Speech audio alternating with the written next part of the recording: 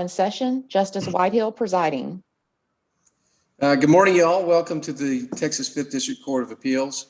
We will call at this time cause number 0520-00762 CV, Jimmy Roach and Estes Express Lines versus Kimberly Jackson et al. You all are familiar with our timing rules here, but I'll run over them anyway. Appellant, you get 20 minutes. There will be a yellow light with a 3-minute warning. And then the appellee will get the same thing. And then appellant, you'll get 5-minute rebuttal with 1 minute time. So the lights are green, yellow, red.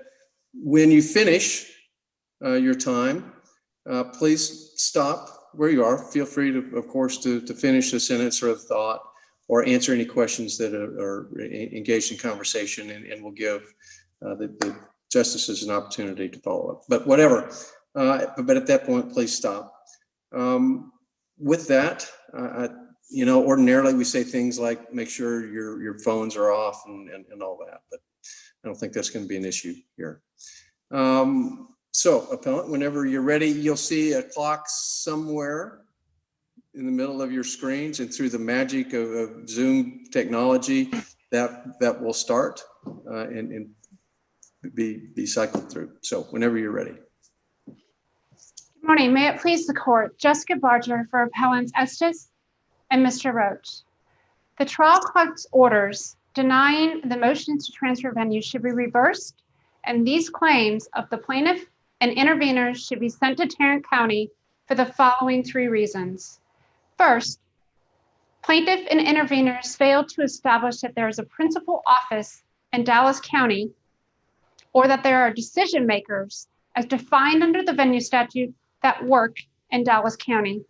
Second, as to the Harris group of interveners, which would include Harris, Sultan, and Guzman, which were the interveners at the first venue hearing, those claims should be sent to Tarrant County regardless of what this court does with the Jackson claims and the Ellison claims, because they failed to put forth any evidence under 15003 as to their burden of either venue or joinder.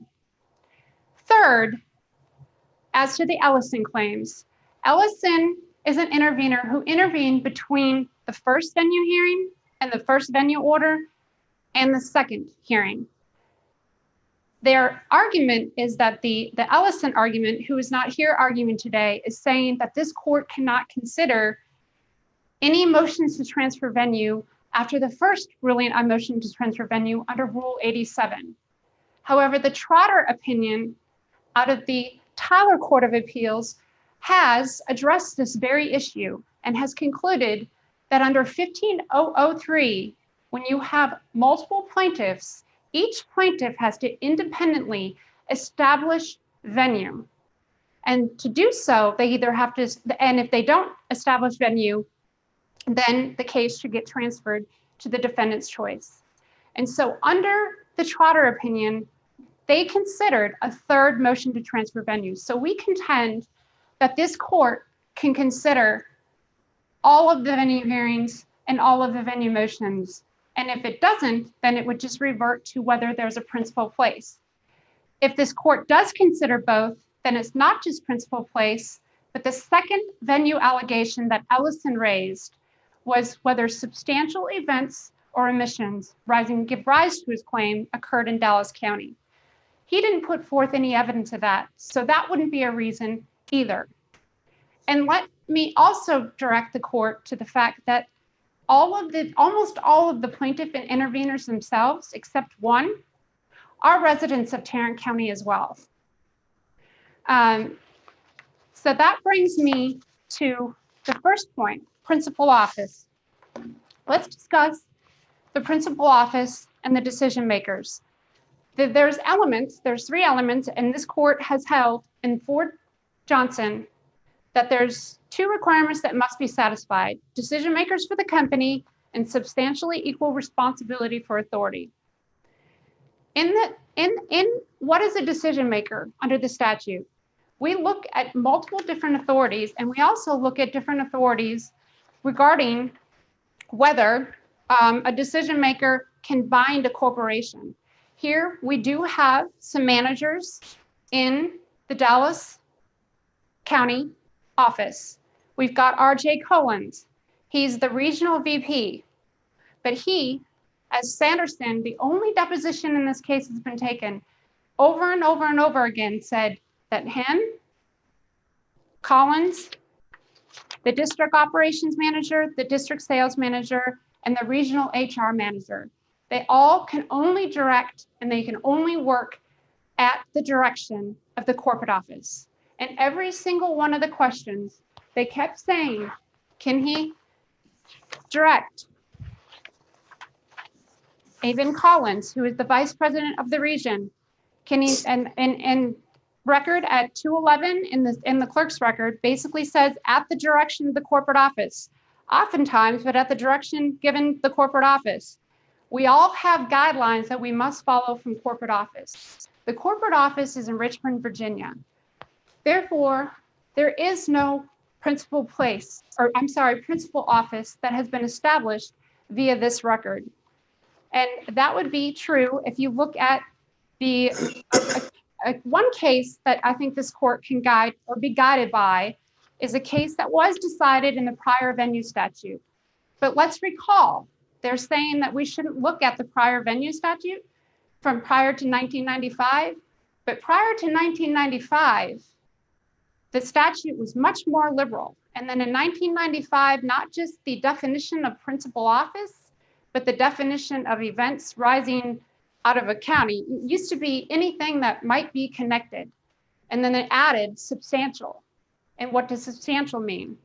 And so now I think if you look at cases prior to 1995 that concluded that something wasn't a decision maker or a principal office, I think certainly those authorities apply now. Counsel, question.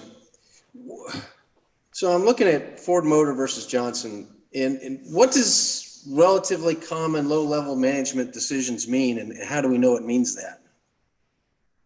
Well, low-level common decision, I think, means as that court has defined, as just like, day to day, and what our Sanderson also testified as to maybe matching workload with people, some cost control, things within the terminal.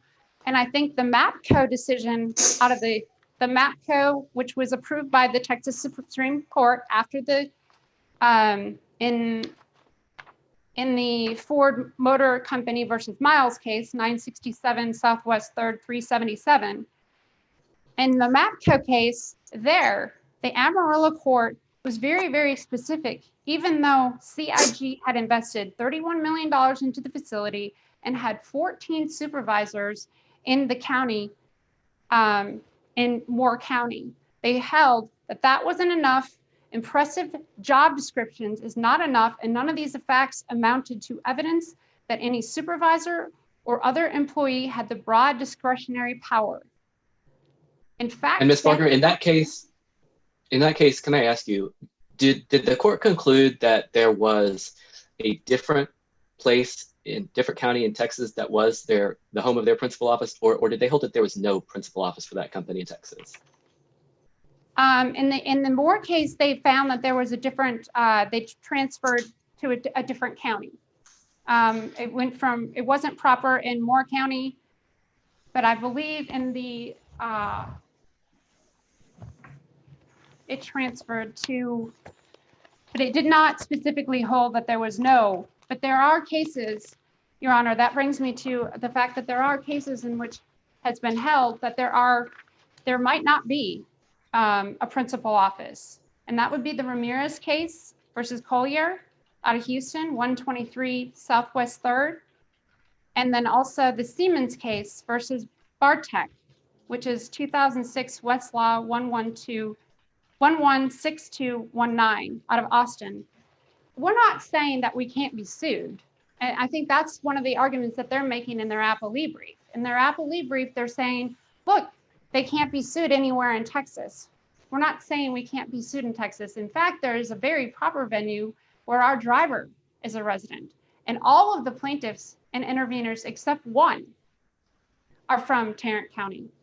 Well, let me ask you this. Part of the analysis that we are to undertake, it seems, is a comparative analysis between the offices that your entity has in the state of Texas. And so if your Dallas office with the folks that the evidence seems to indicate are there is not proper, which one, and I'm not asking about the defendant's, the driver's residence. I'm asking for terms of principal office, what are the characteristics of the principal office that make it the principal office instead of your Dallas office?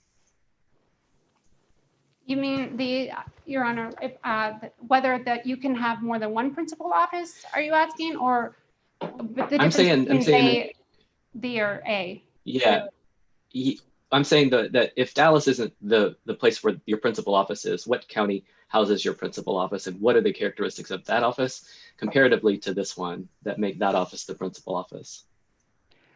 Well, our contention is the principal office, and the only principal office is in the record, and it's reflected in the Secretary of State filings, which is Richmond, Virginia. And the okay, but what I understand that, but let's assume that maybe we don't agree with that, and that there is one. And if there is a principal office in Texas, where is it?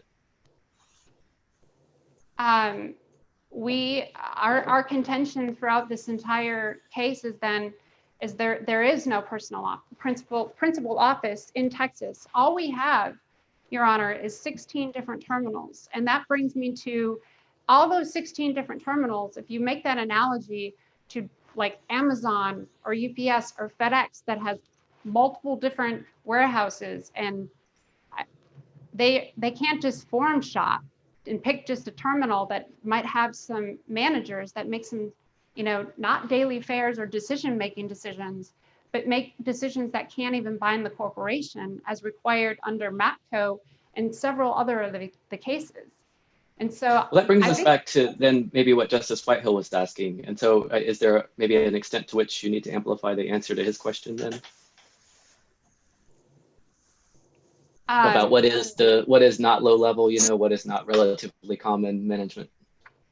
Well, I mean, the cases say that low level would be something maybe, maintenance of pipe for instance, in the MAPCO case, maintenance of the pipelines, compressor stations, matching the people to the workload.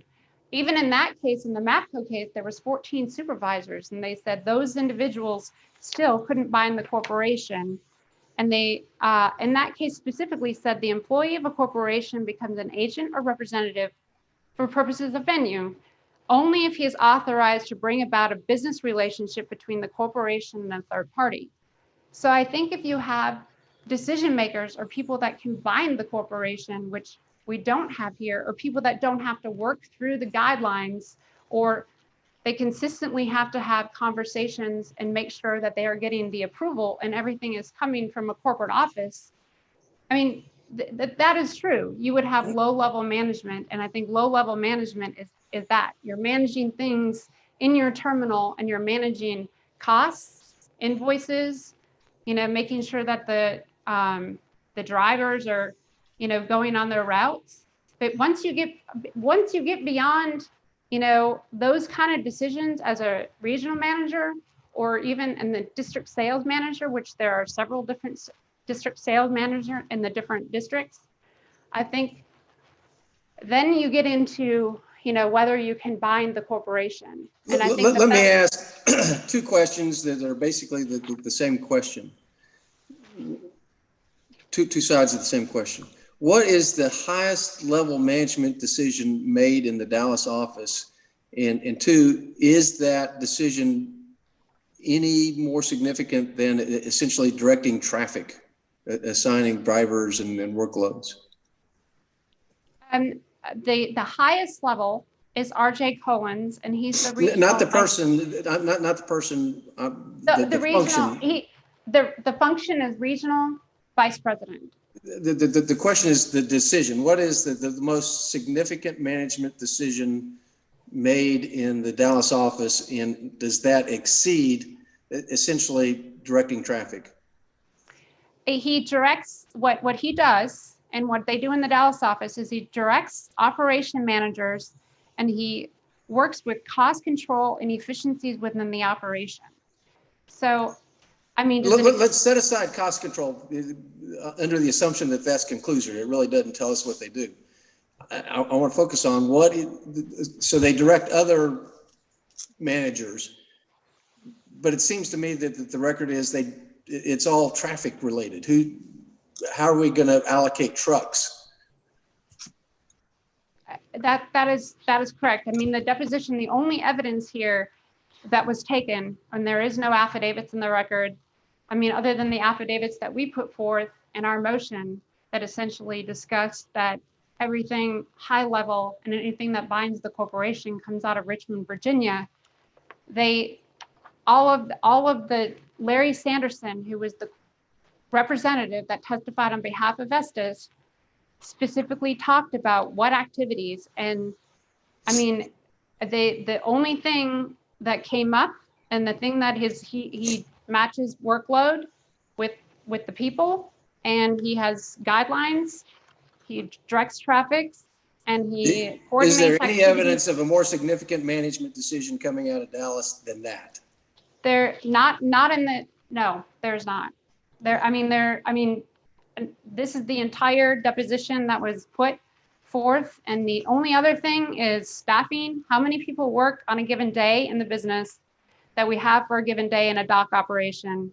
The number of city drivers to pick up and deliver shipments within the Dallas service area, primary responsibilities.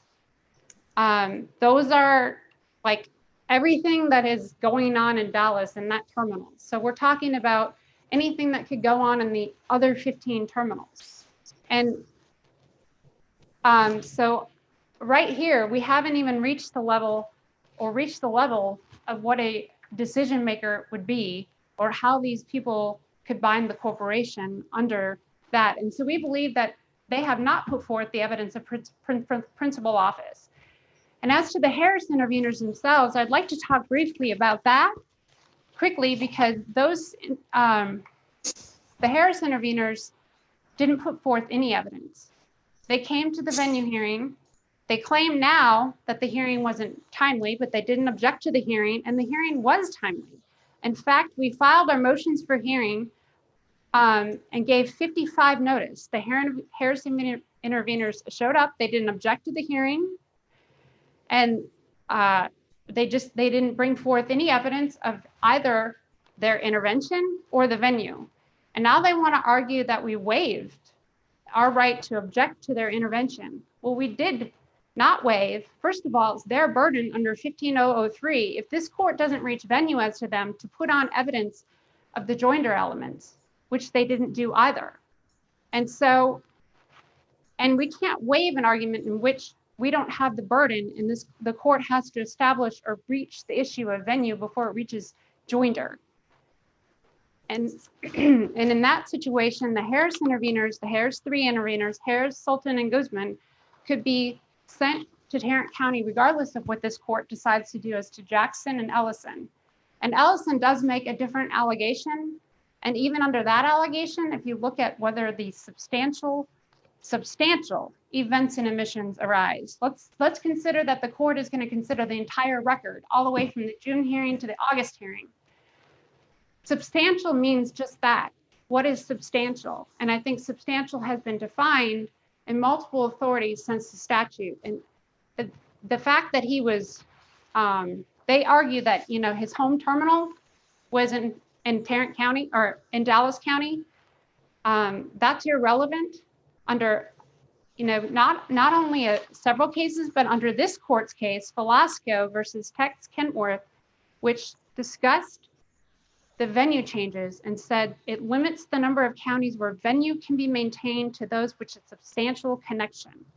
They haven't put forth any evidence of substantial. So I think the court can disregard that allegation as to whether this, Dallas is some substantial events or omissions related to the claims. So I think that brings us to the fact that this court should consider only the principal office, and the evidence does not establish that there are decision makers or anything other than low-level management or anybody that can bind the corporation under the MAPCO case or any of the other authorities. And So in the hierarchy of management decisions, if routing traffic basically is the most significant management decision made in Dallas, where does that fit in the hierarchy of management decisions within this company? How do we know that's low level? Well, in our affidavit, when we talk about terminal managers and the people who are managers, that is defined in the affidavit that we attach to our motion to transfer venue. And it discussed how they are low-level management and directing traffic. And a lot of the other cases where we look at, whether we look at the Ford versus Johnson case, or whether we look at the MAPCO case, or whether we look at the Roos case, Roos versus Shell case, in that case, do the duties and obligations relate to business transactions have something to do with the corporate affairs and combine the corporation? I think if we start saying, oh, you're directing traffic, well, all of these terminals have managers or low-level managers or people that are coordinating and driving traffic, but that doesn't make all 16 of these terminals, a principal office. And in fact, the corporation can, and we're not saying there isn't a proper venue. There is a very proper venue here. The proper venue is where our driver resides. And not only where our resider, where the driver resides, also where many of the plaintiffs except one reside as well. And in fact, the interveners initially, pled that they were from Dallas County until we did research. And then we discovered they were really from Tarrant County, 2 of them, and 1 from Johnson County, which is on our brief on page 2 on our opening briefs. So we believe that this trial court's orders, both orders, can be considered by this court and should be reversed, and these claims should be sent to Tarrant County. Okay. All right. Thanks. And y'all, I'm sorry. Did you have a follow-up question? I do have a question for Ms. Carter. Is there any evidence in the record that decisions made in the Dallas terminal can determine how the other Texas terminals proceed?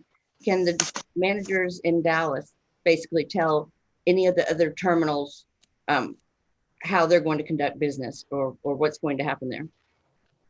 There is not. In fact, all the terminals, the evidence in the record on Sanderson's deposition, page 202, says all terminals are the same, and they're not. One terminal isn't telling another terminal, or this terminal isn't telling another terminal how to run it.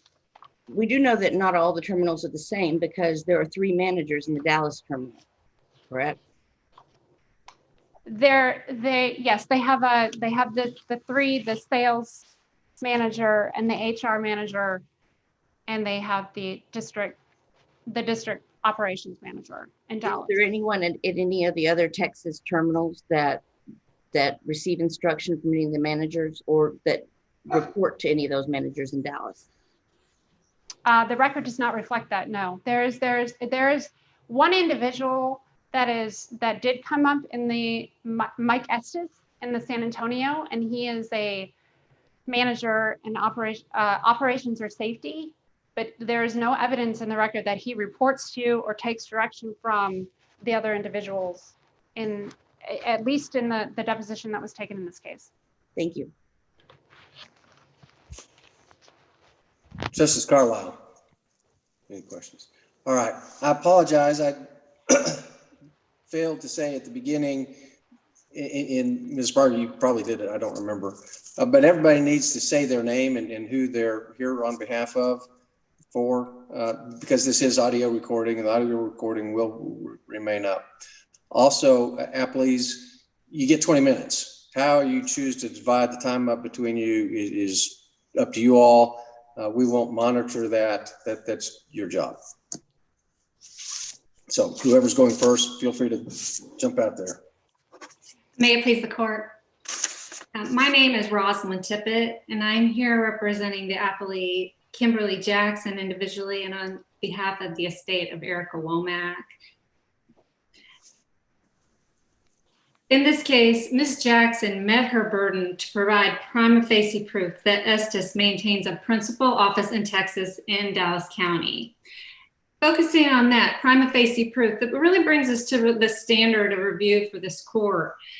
And because an appellate court cannot review the sufficiency of the evidence supporting the plaintiff's venue choice, any probative evidence supporting venue in the county of suit requires a denial of transfer, even if the evidence preponderates to the contrary. So essentially, the court's not here to weigh the evidence, I put forward and weigh the evidence the appellants put forward to see which seems more convincing. No, as the Texas Supreme Court stated in Ruiz versus Conoco, the review should be conducted like any other review of the trial court's factual findings and legal rulings, except that the evidence is not reviewed for factual sufficiency. If there is probative evidence to support the trial court's determination, even if the preponderance of the evidence is to the contrary, the appellate court should defer to the trial court. With that kind of standard set forth, I would like to kind of go through the evidence that we have that did show a prima facie burden was met. You know, as this court is well acquainted, there are two elements that must be established to show a principal office in Dallas County. And first, we have decision makers conducting the daily affairs of the company on the one hand in Dallas County. And then second, it's a comparison of whether or not those decision makers have substantially equal responsibility and authority relative to other officials in the state. And, you know, while there can also be more than one principal office in this state, under the facts of this case, we submit that at least Dallas County is a principal office. And the evidence that we have come forward to show that is found in the record through the deposition of Larry Sanderson. Well, I mean, is it enough to be a principal office? When you get down further in the statute, doesn't the one have to be of all the principal offices within the state? It has to be the principal office. No, Your Honor. I believe it was the Missouri Pacific Company where I saw it recently, but I've seen it other places too. They've made it clear that it just has to be a principal office in the state. There could potentially be more than one, but isn't there a primacy requirement? There is a primacy requirement, but I think just with every business structure is going to be unique, and there could just be a certain circumstance where there'd be more than one. But in the facts of this case, we just need to show that Dallas County is a principal office in this state as compared to others. Well, what does the primacy requirement mean? Well, are you asking if, I guess I'm not clear about the question. Well, because I think the law is if there are multiple principal offices and you're relying on that venue provision, then the one you selected has to have primacy over the other principal offices within the state. In other words, some sort of control. Actually, the standard is that they have substantially equal responsibility and authority relative to other officials in the state. So it isn't that they have to have some type of supervisory capacity. That's not the standard. Well, it can also be a degree of management function, I think. Absolutely. Okay, but I want to go back to the question, or start with the question that I had with your colleague. Really help me understand what it means to what a relatively common low-level management decision is, and is there a management decision made out of the Dallas office more significant than routing traffic decisions, workload allocation decisions? Well, absolutely. The prima facie proof that was brought forth through Larry Sanderson's deposition, specifically on page 217 and 218 of the record, showed that Mr. Sanderson is the go-to person for the state of Texas for terminal managers in figuring out daily operational issues. And he even clarified that that's day to day. And some of those, in exploring what that meant, he said, like the number of local drivers they use on a daily basis to pick up and deliver freight, controlling costs, matching drivers to workload. Mr. Sanderson testified on page 201 and 202 of the record that he directs the managers and activities within the various terminals. This is not one person directing traffic at one terminal. This is Mr. Sanderson himself is a district operations manager directing terminals in Texas, Oklahoma, and New Mexico, all the Texas terminals. And he's working from the Singleton terminal, which is Dallas County, Texas. According to Mr. Sanderson, he's actually the second highest ranking employee in Texas, but he's not the first. The first is RJ Collins, and he's also in Dallas County. But back to Mr. Sanderson's specific role. He testified that no one else, and this is really kind of goes to that second part as far as the comparison of the substantial equal responsibility and authority relative to other officials. But he said no one else in the state of Texas that's outside of Dallas County has some kind of control or direction over him. The Dallas supervisors and managers, he said, are going to have at least the same authority as any other terminal manager within another terminal. There is not another terminal outside of Dallas that would subordinate to the Dallas terminals. That's his testimony at pages 202 through 203 of the record. Finally, he testified he has given, I'm sorry, clearing my throat. Okay. He's given direction to make decisions that are in the best interest of the company, and albeit within certain guidelines. And of course, they had argued that in the end, it's Richmond, Virginia calling all the shots and no one else is, but that's not the testimony that was borne out through Mr. Sanderson's deposition, even though certainly they would rehabilitate him and ask him, well, you still have to listen to what corporate headquarters says. They're the ones in charge. Oh yes, that testimony was there, but the other testimony about his day-to-day control, that is the prima facie proof that brings us, that supports the trial court's decision that venue was proper in Dallas County. Mr. Tippett, I have a couple of questions. Yes, Your Honor. The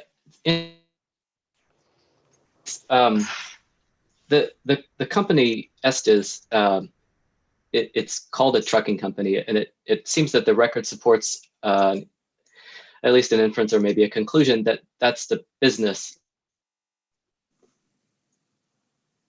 like using trucks, right? You better start over. We had a freeze there. Yeah, I was not able to appreciate the question due to the freeze of the Zoom. Well, y'all look so good. And so just everybody was just paying attention for a hot second there. It was just, okay, I'll start over. It looks like that the record indicates that y'all have sued a trucking company. That's the name of the company. And it seems like the record also would support an inference or a conclusion perhaps that the business of the company is trucking, moving things around on trucks. Is that correct? I wouldn't disagree with that. Okay, and then Ms. Barger, you can weigh in on this too, because I'm interested in your position on this. But I understood the appellant's argument to be a general minimization of trucking operations, and it's just directing traffic. And I wonder if y'all's position that the substance of this lawsuit is literally trucking an accident, and the business of the company is trucking, such that it's maybe not in the scheme of this particular lawsuit so minor. I mean, is that where y'all are at? Yes, absolutely. The whole business of the company is trucking, and so to say that all they do are some minor trucking duties is really beside the point, because the whole company is trucking and moving trucks, and the whole reason this accident was caused was because of the claims in relation to that work, over which Mr. Sanderson and Mr. Collins have shown that they have control over the daily, day-to-day decisions for those things. Really, I feel like we've gotten into this situation where they want to deny that there can be any, the opponents want to deny that there could be any principal office in the state merely because they are headquartered somewhere else. But okay, so along those lines, a question just occurred to me. Yes, Your Honor. We know where the C-suites are. They're in Richmond. And we know that's where the big time executive decisions are made. Yeah. And we know that in Dallas, at least some of the management decisions that have made, I think would have to be qualified as common low-level management decisions. So where's the line between the C-suite and the what we know are common low-level management decisions? I don't know that I can specifically draw a line, but I could say that this case seems very similar to the factual presentation in In Re Missouri Pacific Company, which was a Texas Supreme Court case from 1999. And that's where there was the railroad company's corporate headquarters were in Omaha, Nebraska. And many of the executive and administrative decisions were made there, but the venue issue didn't turn on the corporate headquarters. In that case, the venue was defined by the role of the decision makers, and in that case, they were trying to find Jefferson County. And so the court said we have to look at what the Jefferson County decision makers do as compared to the other states. And the court said that a prima facie case that the company has a principal office with evidence of the corporate structure and the authority of the officers in the county of suit as compared with the remainder of the other state. And we did bring forth much of that comparison evidence through Mr. Sanderson's deposition. Remind me of the outcome of that case, please. Okay, in that case, the court actually said that venue was not established in Jefferson County as the plaintiffs had pled, but that they found a principal office was actually in Harris County. But again, you know, it was all our corporate headquarters in Omaha, Nebraska, but they found the principal office in this state was in Harris County. Ultimately, you know, we have more than just Mr. Sanderson's decision-making that's happening in this particular Dallas County terminal as compared to others. We also brought forth evidence of the human resource manager who was declared as or described as a decision-making function that affects the day-to-day operations in Texas. Dallas County also held the Southwest District Manager, Connie Holcomb. And I mean, we're certainly getting down lower and lower as we go through, but you know, you have the regional vice president who's in the Dallas County terminal. You have the district operations manager in the Dallas County terminal, and then others. All this is showing that relative to other counties in the state, that there is some primacy in the Dallas County. I want to make sure I reserve at least 5 minutes for Mr. Saeed, so we'll go ahead and wrap up unless I have any other specific questions to say that viewing the evidentiary record in the light most favorable to the trial court's venue ruling, as this court must do, this court should conclude there is probative evidence to show venue is proper in Dallas County based upon Essex's principal office in the state. Therefore, we are requesting that this court affirm the trial court's venue ruling. Okay, thank you. Thank you. Any questions? What the heck? I put that on airplane mode. What happened? I don't know. No, okay, if there are no questions, then Mr. Saeed. Thank you. May it please the court. I represent Appellees Carolyn Harris individually and on behalf of the estate of Daniel Ellison and the children of Daniel Ellison, as well as Charles Sultan and Bryce Gussman. We intervened into this lawsuit because we are a necessary party. All of these allegations were set out in our petition in intervention. Our petition intervention was not objected to by appellant, and a motion to transfer venue was filed by them and set for hearing. And in fact, we appellees did not even know that they had set, or they alleged that they set their motion to transfer venue against us, because their notice that was sent to me, which we tried to supplement the record, and I think it might have come late, but was added, the notices were added as tab B to our response to our brief. That notice was deficient. We did not believe that their motion to transfer venue against us was set at all. The first time that I saw arguments regarding our petition in intervention was a reply that appellants filed to a response to their motion to transfer venue that was filed by Appellee Kimberly Jackson. And after I saw that, I filed a reply and an objection. So when counsel for appellant said there was no objection, I disagree with that. There was an objection, and that was filed, and our objection is part of the record, 257 to 259. When we went to that motion to transfer hearing, the arguments at that hearing, as the record shows, it was all about the motion to transfer venue that they filed against Appellee Kimberly Jackson. In fact, the order that was signed referenced one motion, not two motions to transfer venue, just one motion. It wasn't until later that counsel for appellant filed a motion, 306 motion, to clarify some things, which happened. So our first point regarding their allegations here is that they didn't even properly set their motion to transfer venue against my client's interveners properly. So we had no proper notice.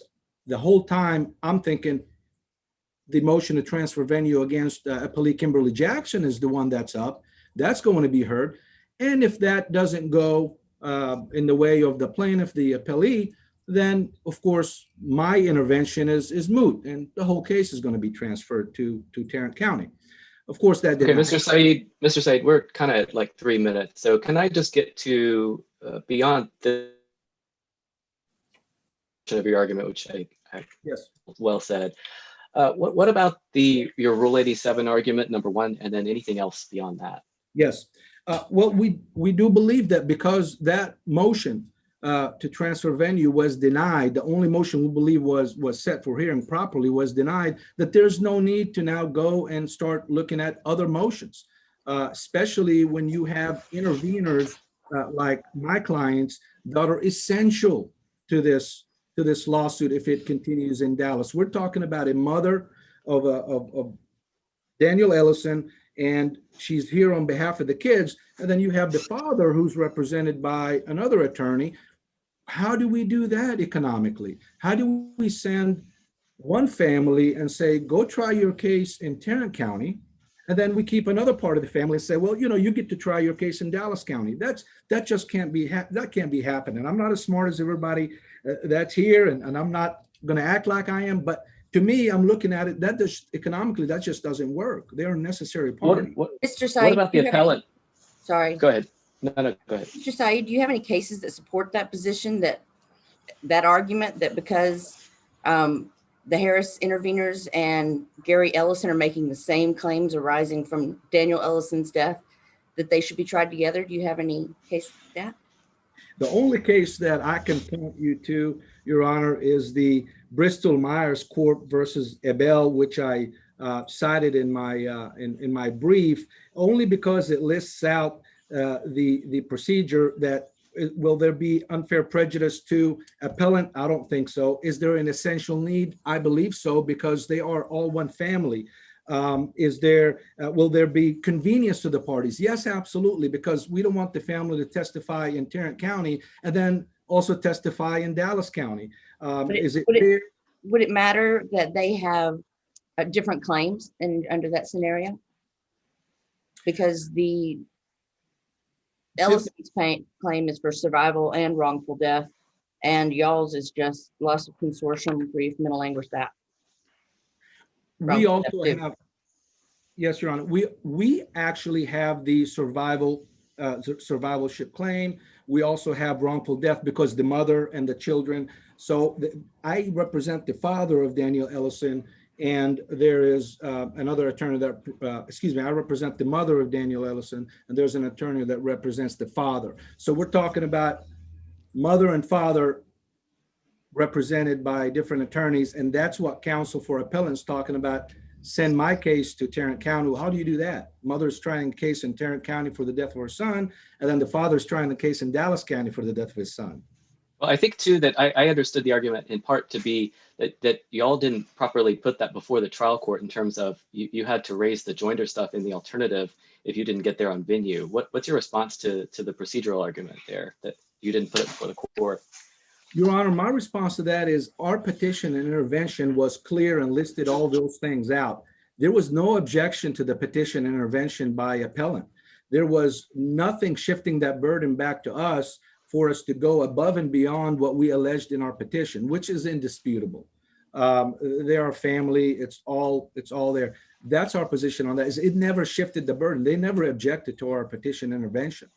I started seeing these arguments after that order was entered on June 24th, which I argue was an order on the motion to transfer venue to appellee Kimberly Jackson only. And I yield the rest of my time. I ran out of things to say, but I can answer any questions that you have. Okay. Any additional questions? I just have a quick one. Sure. Mr. Said, is there a case you can cite us to where one plaintiff proved a defendant's principal office and another plaintiff or intervener tried to rely on that proof to avoid transfer? I cannot. I cannot cite that to you right now. Thank you. Okay. All right. Ms. Barger, we ran over a little bit there, and so we'll give you equal time. On mute, sorry. You're on mute. Mute. It's the muteness doctor. Okay, sorry. I want to quickly respond to the question that Justice Whitehill raised about low-level management. I think this court can look at, for some guidance, the Union Pacific versus Stauffer case, which is 420 Southwest 3rd 233. And that was a case where they discussed low-level versus high-level, and they were part of that case discussed, moving terminals and concluding that even though these individuals had some of the same responsibilities, proper venue wasn't proper and it was proper somewhere else. I also want to quickly respond to the interveners, and I will go really fast. First, I think you hit the nail on the head with the Surgitech case versus Able, which is basically the case that is the defining non-essential need. So if you have the joinder elements, that's one thing. It was their burden, and that's only if the court doesn't find venue. And so it's still their burden to put forth evidence of the actual joinder elements. And the essential need is pretty clearly defined, and it's a high burden. And it says, even if there's common facts, issues, experts, witnesses, resources. In the Surgitech versus Able case, they found that essential need wasn't met. That's the same as the Ramirez versus Collier case, 123 Southwest 3rd 43. And the same as the Aquin versus Hall case, 77 Southwest 3rd 438. They claim that they objected to the notice of hearing at 257, but 257 to 259 is actually the objection to our reply. They said our reply was late. They didn't object to the notice of the hearing. In fact, they got notice of the hearing. Their intervention was filed, before we even noticed for hearing, and we gave 55 days notice. Everyone came to the hearing. This court, in its order at 270, specifically said it considered the reply, the intervener's objection, the response, and everything. And everybody was at that hearing. And not only that, in the August 14th hearing, counsel for the Ellison and the interveners showed up at that hearing and made the argument, and the judge clarified that she was ruling on, and she was making a determination as to our motion to transfer venue, as to both their intervention and the plaintiffs. So we do believe that their issue, the Harris, is right. We do not believe that they've established joinder. We do not believe we waived by failing to object. That was their burden under 15003. And they didn't satisfy that burden, either as to venue or joinder. The Missouri, in the In re Missouri case, as Justice Whitehill pointed out, that case, there was a discussion as to venue and the principal place, and the court ultimately failed to establish either Jefferson or Tarrant County. And Interestingly, also in that case, on pages 218 to 289 is the pinpoint. They talk about principal place or the principal office, and they talk about kind of a nerve test, and they kind of analogize it, and they say the place of operations or corporate activity test, which is the bulk of the corporation's physical operations, are located. It also goes on to looks at how a company is run rather than corporate activity or operations.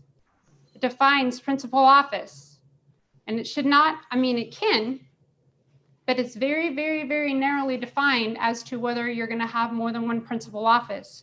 It should apply to a very small number of businesses whose organizational structure is such that their presence in, or perhaps 2 or 3 counties, is equally as strong, and thus they may have a principal office.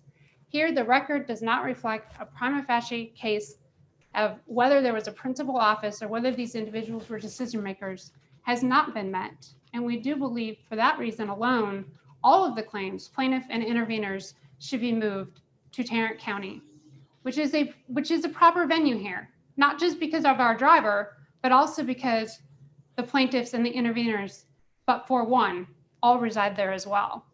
In fact, the record does not reflect that any of them are Dallas County residents.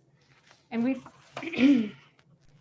so I think I directed the court to the 2 cases that I think the court can look at: the Union Pacific versus Stouffer case, also the In re Missouri case, which came up during Appellee's argument, just has a really good discussion. It is hard to make that definition or define that line as to what is a decision maker. But I think the MAPCO case does a good job about that too. There has to be a difference between somebody who is just running management and somebody who's actually able to go out and make some sort of business relationship between the company and a third party and bind the corporation. So we Ms. believe— Barger, you were, Yes. if I can jump in, arguing, Yeah. I think in your brief that the statute, the 1503, is should trump Rule 87 in terms of Mr. Saeed's argument. Can you walk through that a little bit more than that? Absolutely, Your Honor. We believe that this court should follow the UPS versus Trotter case, 606 Southwest 3rd 781. And in that case, they addressed this very issue.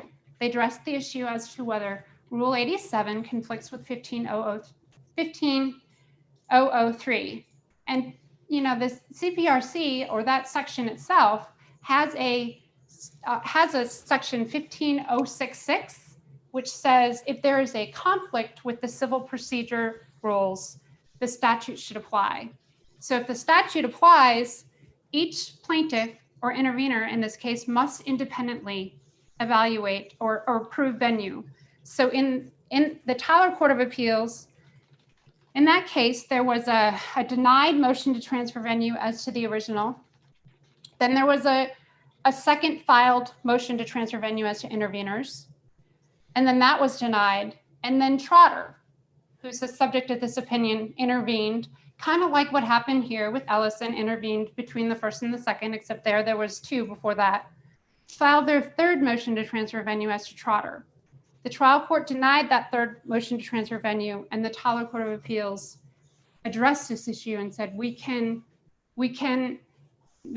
disregard or basically evaluate 15003 as it supersedes or trumps the 87.5, which says you shouldn't consider any further motions to transfer venue. So we believe that everything is in front of this court, and this court can consider the entire record in determining whether it should be transferred to Tarrant County. And we respectfully request that the court reverse and send these cases to Tarrant County. Justices, any additional questions? All right. Thank you. Well, thank you all very much. Thank you very much, counsel, on a well-briefed case, well-argued case. The case is now under submission. We'll get you a decision in due course, and this court is in recess. Thank you all very much. Thank you. Thank you. Thank you all.